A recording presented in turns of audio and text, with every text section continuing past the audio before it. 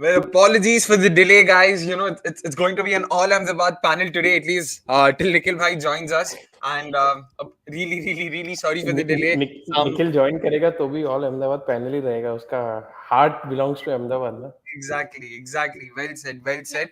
But yeah, once again, really sorry for the delay, guys. It is going to be New Zealand versus Bangladesh, and unfortunately, yeah, the toss is already done. Let's just cut to the chase and talk about the toss first. New Zealand have won the toss. That is a bit unfortunate for Bangladesh as well, and they've opted to bowl first as expected. Especially given how the first game panned out, with India finding it fairly easy after the initial new ball movement to play and chase quite comfortably. कैसे हो सोमेश भाई? All good? Was it? I mean, all good. How's it been so far in the day? How's Ahmedabad treating you right now? अभी तक तो so far so good. I mean, came here pretty early, a little sleep deprived, hoping to. I don't know if I'll be able to catch some sleep today. It has to be towards the later half when the game is done. Fair, all right. Coming to the game, the New Zealand versus Bangladesh in Chennai. Something people are expecting to be slightly in favor of Bangladesh, given how they've stacked up their lineup. Do you see that to be the case, though? Like, do you expect Bangladesh to start as slight favorites, if not more? I don't think so. What it gives Bangladesh is a chance, but you can't say that game is stacked in their favor because New Zealand have not lost to a ODI, not lost an ODI to Bangladesh in the past 10 games that have been played between these two sides, and they've not lost an ODI against them even in Bangladesh. So New Zealand, like the side they are, they've always found solutions to conditions, and if they've not lost even a single game against them in Bangladesh, so Chennai wicket will be slightly better than what pitches are in Bangladesh. So I still feel New Zealand starts favourites. But having said that, this is a wicket where Bangladesh will stand a chance to cause a hiccup. True. Since you mentioned that Bangladesh series that New Zealand defeated, that's on New Zealand defeated them 3-0. In fact, their first series win in Bangladesh in over 15 years. We also saw the likes of Sodhi, coming ahead, coming up the ranks with the 6 for and all of that. Do you see him coming back into the 11 today? And if so, who do you see him replacing? I think it should come in for Lockie Ferguson. We would know the teams in any moment now. He has to be in. He was, I think, the player of the match in one of the 3 ODIs that were played between these two sides recently. And not just that, given that the way Chennai wicket behaves, and given now New Zealand are bowling first, I think they would want an extra spinning option in their ranks. And also, I mean, Bangladesh have a lot of left-handers. The main spinners of New Zealand are Santer and Rachin Ravindra, who are slow left-arm bowlers. So having a leg spinner can actually give them an option against those lefties as well. Oh, by the way, actually, Sodhi is not in the 11.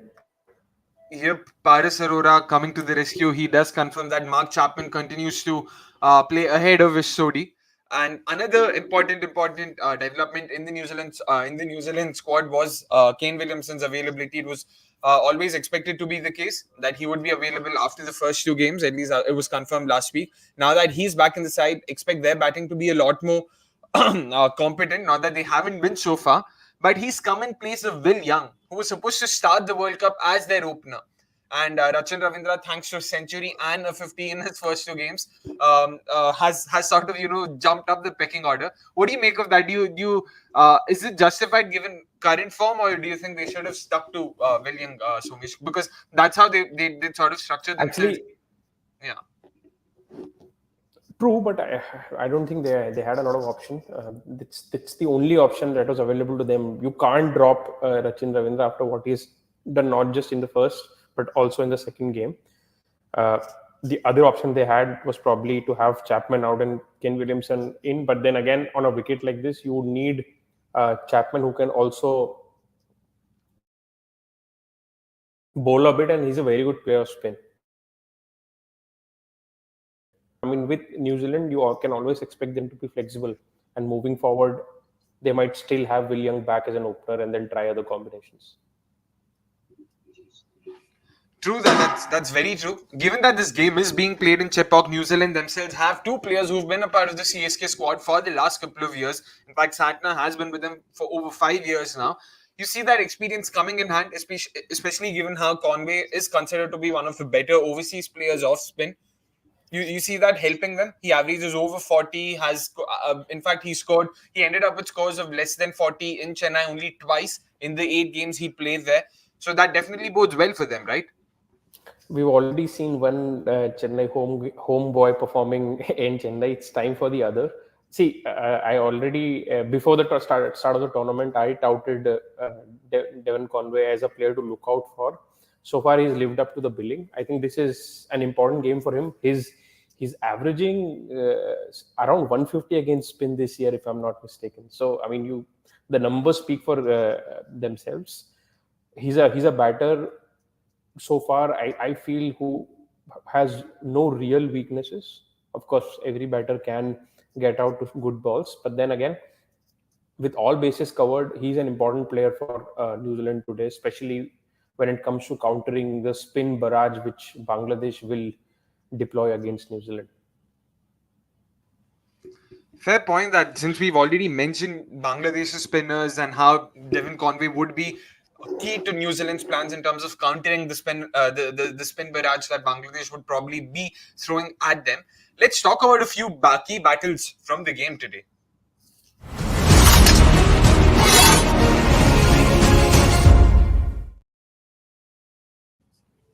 All right. So Somesh bhai, when it comes to key battles, any specific matchups once again that you're looking at, since you've already mentioned Devon Conway, any other New Zealand batters that you're keeping an eye on, or any other Bangla batter that you're keeping an eye on?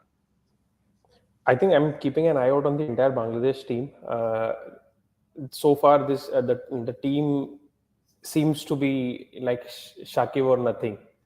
And from a team point of view, this is not good signs for Bangladesh. I mean, more often than not, they find themselves. It actually feels like all the 10 men start looking towards Shakib that bhai aa wicket le, bhai aa run bana.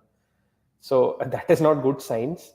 So I'm hoping someone steps up and steps up not just for a mere formality. I know Litton Das scored some runs in the last game. Mushfiqur Rahim does score some runs now and again. But the point is, they need to click as a unit.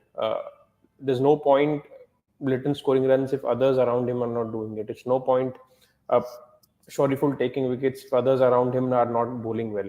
So, I mean, they need to work as a team. They need to click as a team for them to succeed. And this is where they need uh, players other than Shakib also to be more consistent day in day out. So that is the only way which will lead to 4 or 5 players performing on a given day and can inevitably them to be competent against good sides like New Zealand. Overall, I'm also looking forward to how Kane Williamson bats because given he's the captain, he's come in, but since the last World Cup, he has been striking at 70 in ODIs, and 70 is not just a tad; it's very low from the modern day perspective. Uh, One can say that he's not played a lot of ODIs, but even 11 innings is a decent enough sample size to judge that. So let's see. I hope at times we've seen him do that in T20s as well, where he sucks the momentum out of an innings. I hope Kane Williamson turns out to be a positive addition for New Zealand and not the other way around. Yeah, true. Especially given how the surface is expected to play, maybe they need someone who would play that anchor role, take their time and take face all the new ball barrage and also the spinners that'll be coming at them. But since you mentioned Bangla batters and how Shakib has been very very very key to them and how dependent they have been on Shakib, for success in the ODI format at least. How key do you think Nazmul Hussain Shanto would be then? Because he's also been in fantastic form. He's averaged in excess of 50 in the ODI format this year. He's also been very good in the middle overs, where he's averaged over 60 and has a strike rate of over 90. Given how the Bangla middle order has seen its frailties, where barring Mushfiqur and Shakib, the experienced pros, no one else has been able to do anything much of note. Do you see Nazmul Hussain Shanto, okay, sorry, since I've been talking about, dependable players, let's have our dependable player also in soon. Let's not waste any time. Yep, there we go. Hello Nikhil भाई, कैसे हो आप? Western India से आप सबको सलाम. अभी तीनों वेस्ट इंडिया से ही बात कर रहे हैं. So it's nice and uniform, nice and constant. Yeah, sorry, some things have happened. तो let's any which ways, बड़े बड़े शहरों में छोटी छोटी बातें होती रहती है. But Yes. sorry to budge in late. Hopefully, we are making Bangladesh win today. Are 100%, 100%. Always with you on any such results and any such bets. And But yeah, I was I'm always happy when I don't agree with Nikhil and Gurkesh, because it happens less often than one would want to be in certain shows. Because if you think from a logical lens, we always end up aligning. But today is one day when we are actually supporting different teams. So good day then. Something to look forward to. Yep, yep. interesting. But Nikhil bhai, since you're already here, Somesh was talking about how dependent Bangladesh have been on Shakib, for their batting fortunes and all of that. And I just wanted to bring in Nazmul Hussain Shanto into the picture because he's been fantastic for them with the bat in hand. He's been fantastic for them in the Asia Cup. He also had a very good outing in the first game against Afghanistan. Unfortunately, he had a loose score last game. How crucial is he given his returns in the middle overs, which is where Bangladesh has struggled in the last couple of years? Because barring their experienced pros, Mushfiqur and the likes and Shakib, no one else has performed for them in the middle overs. And you see Nazmul being key to that. Yeah, 100%. I also see my favorite player there. Hopefully, coming up good today in Tawid because the pitch report says it is better. It is a better wicket. I'm not sure if it's a surprise because India is not playing, so suddenly the pitch has definitely gotten better to bat. There should still be some spin, but you see the change also that they have made, that they've gotten in Mahmudullah for the exact thing that you're talking about adding more ammunition to that middle order because opening hasn't been something that has worked very well for them. So that's a change where I see they're just trying to release the pressure that's there on Nazmul because he's been the consistent scorer. But they will need Rahim to come good. They will need Chakib to have a decent knock, and then for Tawid and Mahmudullah to finish well. But as you rightly said, Shanto is probably going to bat in the first 10 overs if they keep batting like they have in the opening partnerships. But hopefully, a better deck means better application because under lights, now this is again a new unknown for all of us. Okay, under lights, we saw some movement early on, but it did get better to bat later in the day. So from New Zealand's point of view, they'll be just happy to take as many wickets as possible. Hopefully, they will not wait like Pat Cummins and Shanaka did, and hopefully that can result in a good game overall. True that, and Mahmudullah himself is no sort of no mug when it comes to experience. He is their third most experienced player in the lineup apart from Shakib and Mushfiqur. That is, he also offers excellent value with the ball, and given how the chip box of his once again is expected to play, his spin will come in hand. And also, given the fact that New Zealand also have quite a few left-handers in their batting Yeah. order, his off spin even could also act as a more than effective matchup option. They have got the likes of Rachin, they've got the likes of Devon Conway, they've got the likes of Tom Latham also coming in the middle order. So yeah, you never know. He could also chip in with a couple of wickets and sort of play a crucial role. So Somesh bhai, Just uh, on that one, I wanted to ask both of you one thing. Were you surprised that they dropped Will Young and not Mark Chapman to get in Kane Williamson, or maybe they just did not want to change the top three?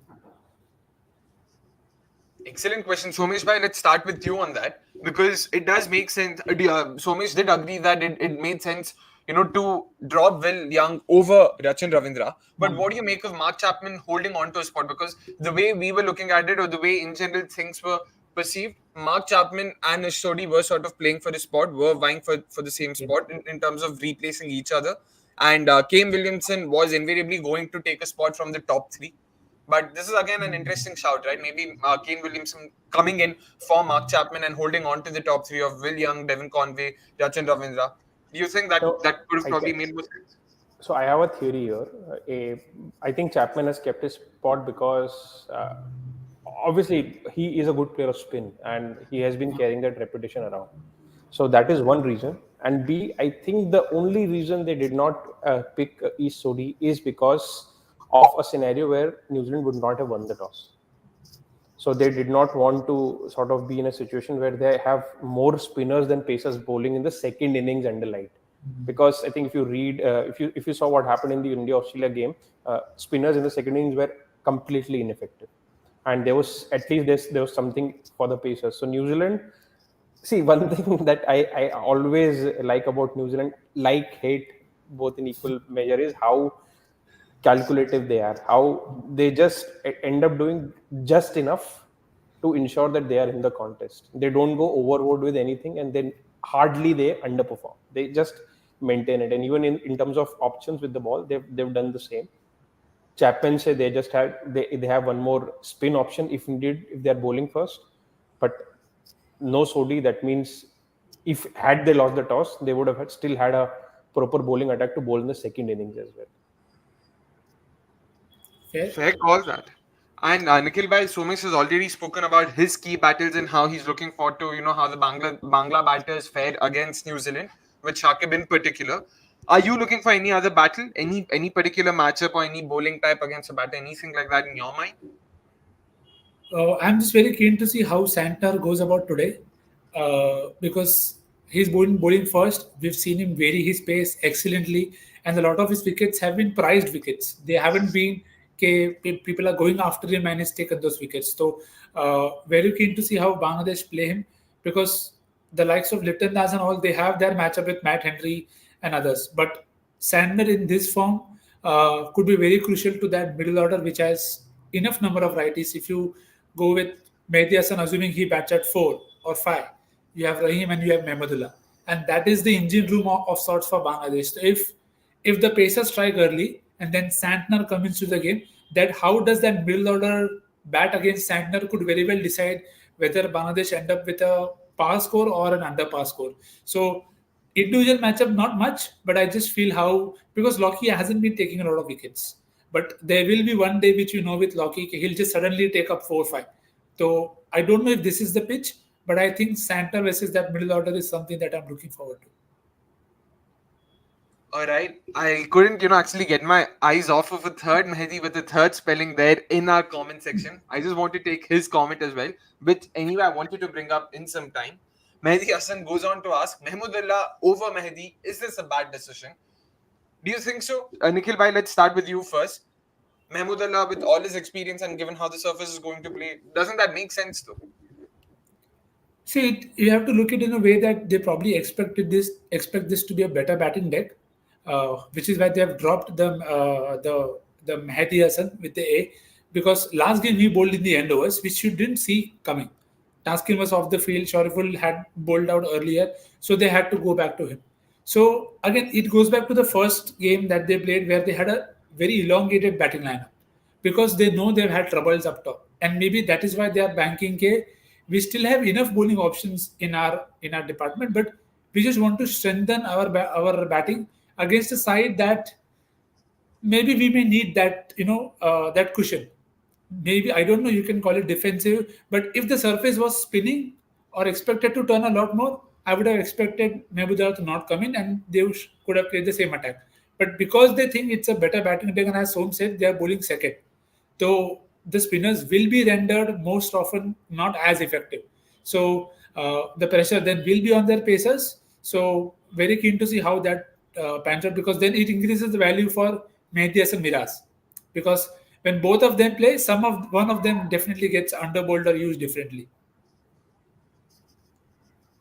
True that. And in fact, how much of it do you also think had to do with how Mahmudullah ended up actually playing the series against New Zealand? So he's already faced the likes of Lockie, he's faced the likes of Rachan Ravindra, Glenn Phillips in the series, in not exactly similar conditions, but at least in Asia, which is far better than, probably facing them back in New Zealand. Do you think that also could have played a part, given that he has experience of playing them recently as well, and in general, of course? Yeah, it could possibly play a part, but then sometimes Bangladesh, their logic and our logic will not match. And I think that there isn't much to read into those ODIs, because you felt everybody was just trying things, and you saw a lot of changes also happening from both sides in there. So definitely that experience will help, and he's been around for ages, for a decade, so to speak. So definitely expect him to be able to adapt better, but they will need a start. Without that, all of this batting depth will not have any value if they don't get a good start. If they get a very good start from their top three, then they have a position that okay, they can have a very good score, and then they will hope okay, even if it gets better to bat in terms of maybe do, there should be still some turn. Otherwise, they'll have to rely heavily on Shoriful doing the damage with the new ball. True, true, true, true. Two, And guys, make sure you're also liking the stream. Make sure you've also subscribed to us if you haven't already, because liking the stream helps YouTube promote the video further, and more of you can actually come and get to watch the video, and it'll help us in turn, of course. So do show us some love that way. And moving on to the next segment, X Factor. Yeah, exactly. हाँ सोमेश भाई को कुछ बोलना था बोलो बोलो. like just to finish up that chat about Mahmudullah's Yeah. inclusion, also New Zealand are not your typical, yesteryear Sena country where you can bombard them with spin. From all the at least I won't say South Africa because South African batters are actually batting on a different planet right now. But then New Zealand are not like England and Australia where you feel that you can bombard them with spin and get the wickets out. They have Conway, they have Chapman, they have Latham, who are as good as a player of spin as you can get, even in subcontinent. So I think Bangladesh would have thought that against a side like them, might as well add an extra batter because you already have an off spinner in the team. So, so yeah, Fair. that is pretty much. I think this is what the logical explanation Would be. is, in my opinion. But yeah, All right, so Somesh is already hedging his bets in favor of New Zealand. But on that note, let's have the next segment, the X Factor segment, where we talk about who do we think our X Factor for the game is.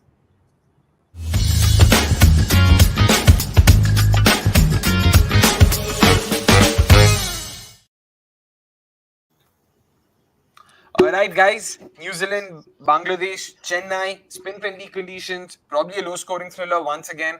Nikhil bhai, let's start with you. What do you think? Batting, it's expected to play better, of course, better than the last game at least. Who are you backing on, and why is it Tawhid Ridoy? नहीं तवज्जो तो definitely I'll back. But I feel this is a good chance for Rahim also to step up while batting first. He's someone who you expect him to take care of the bowling that is there in front of him. So Mushfiq Rahim will be my guy who I think should be able to find a way. Das scored in the last game, but again those numbers against Henry and Trent Bolt, I feel that early wicket could come in. So that is the case from Bangladesh and from New Zealand. Very tough to not look past Sandler.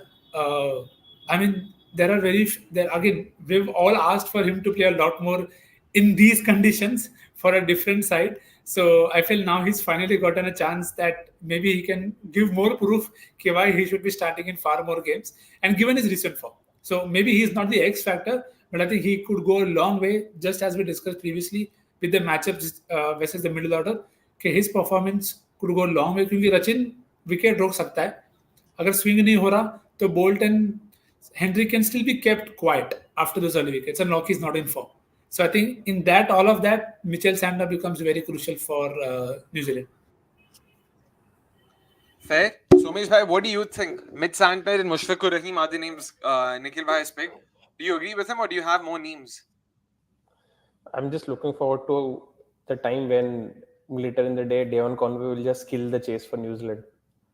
So, given that I'm banking on him to have a superb tournament. This is the game where he can just pile on the runs. Good that he did not have a very good last game from his standards, so he would be hungry as well.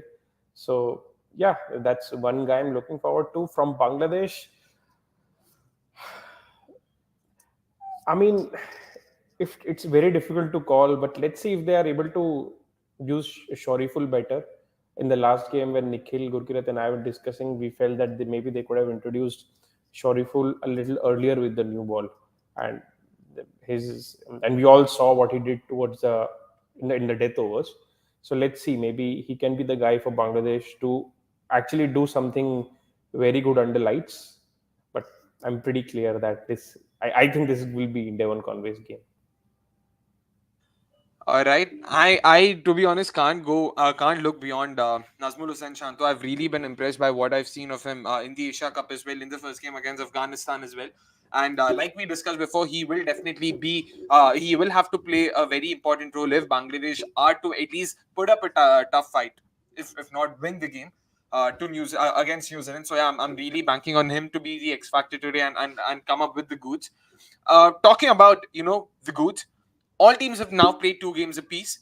4 teams are still unbeaten. A couple of them are yet to register a win. One of them is Australia, something I don't think any of us saw coming. Let's have the points table as well, and let's just discuss it briefly. Nikhil bhai, let's start with you again. Like I said, I don't think anyone expected Australia to be languishing in the bottom two. I know we're just 2 games into the tournament, but do you think this result is a fair assessment of how the squad has performed, or do you think the rub of the green has not gone their way so far? I mean, the rub of the green will not go if you keep waiting and you drop catches like you did yesterday. So, also a lot of Australia's woes are self-inflicted in terms of the way they have gone about their ODI setup for a while. To go from having a batting-heavy lineup to then having two spinners and then not taking Aston Agar, a lot of this, and again dropping Alex Carey, as Soms pointed out in the previous preview that we had. Those are not things that you usually associate with Australia. You associate them to have a lot of clarity in their thought process and be very thorough with their planning in whatever they do. So I think in terms of controllables, I don't think Australia have done that, but I still feel this is a good enough and a timely alarm bell. Uh, it may not result in sweeping changes, but as I said in yesterday's review as well, that you have to get Smith into the setup. And again, I know it may sound stupid or naive, but I feel Smith as a tactician is far, far more better as compared to what we've seen so far from Pat. So I think Australia will hope that they are able to regroup.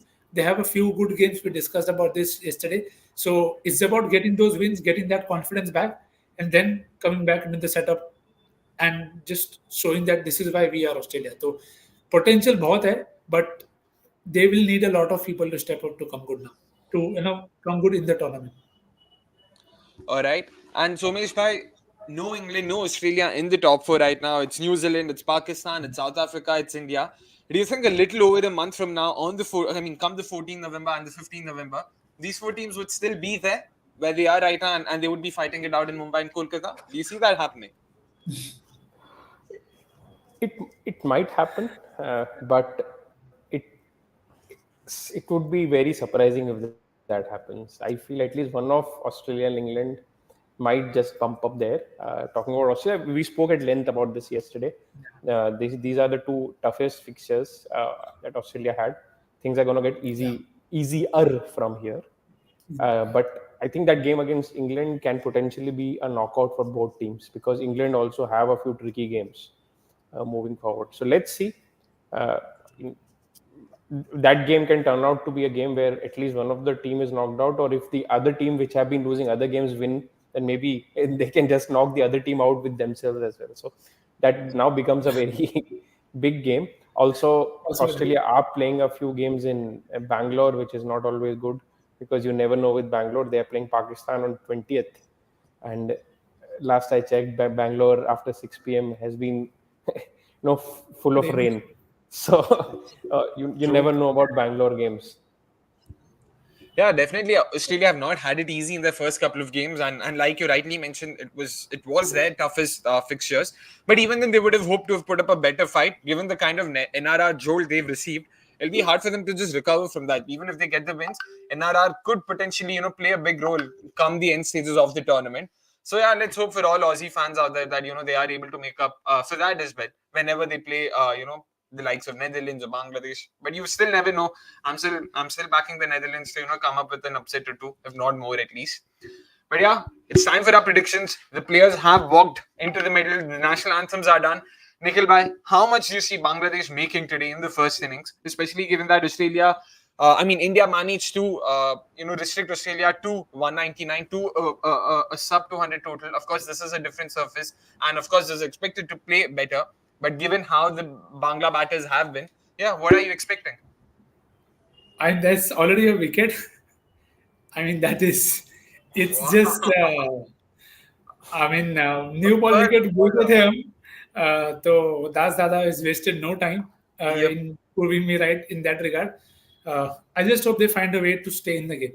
Firstly, I mean, the 0 for 1 makes you feel very, very differently. Uh, so I'm hoping they VVS. I think is tougher this time. Uh, कल almost true हो गया था 311 होते 303 के. I'm expecting them to post 240, 250. And again, there I'm relying a lot on Shakib, Rahim, Tawid, Mehmudullah, everybody to just chip in and get a good score. Because anything less than that, as Som said, Conway and Rachin up top it could really have fun if Shariful Traskin don't get new ball movement. Though slight hope for Bangladesh, but again, they'll have to really step up a lot more to have a upset of sorts. Fair, 240, 250 is what Nikhil Bhai says. So much bhai, what do you think? Anything more possible? I don't think so. उसके नीचे ही रहेगा. I feel 210 maybe. Oh wow, yeah. I mean, a feature of the Bangla batting order has been that everyone comes up with these 20s, 30s with no one really going forward and converting it into a big score. Something that we also saw in the ODI series against New Zealand. I, for one, I'm just hoping one of them kicks on. It could be Tawhid, it could be one of the experienced pros, maybe my X Factor, Nazmul Hussain Shanto. Again, as the perennial devil's advocate, I'm saying Bangladesh will end up with 282 for 9, Something courtesy and about Akshay and green teams. Something. Okay. Invariable support हो ही जाता है. I would Go say green. Akshay underdogs. I feel that is a better बाद में umbrella to be under. Underdogs के बारे में बाद में बात करेंगे. अच्छा, चलो ठीक है, if you say so. Since आपने बोल ही दिया, बाद में बात करते हैं. That's it from all of us right now. In terms of the preview for the New Zealand Bangladesh game, guys, we will see you at the end of the game. But before that, make sure you guys tune in once again at 3 p.m. sharp when Avnish takes on Sam and Ian in a live again. I was about to say against with the TGC guys. Avnish will finally meet his Aussie counterparts, his match. He'll have loads of fun. There'll be a lot of banter, a lot of fun, a lot of cricket related chatter. And we'll also understand why Sam and Ian are still not over the fact that Australia have lost their first two games so badly. So please, please, please tune into that. And yeah, that's it from us, guys. Make sure let's all of us have a fun game out there. And also make sure you guys tune in at 10 p.m. sharp, if not earlier. Thank you.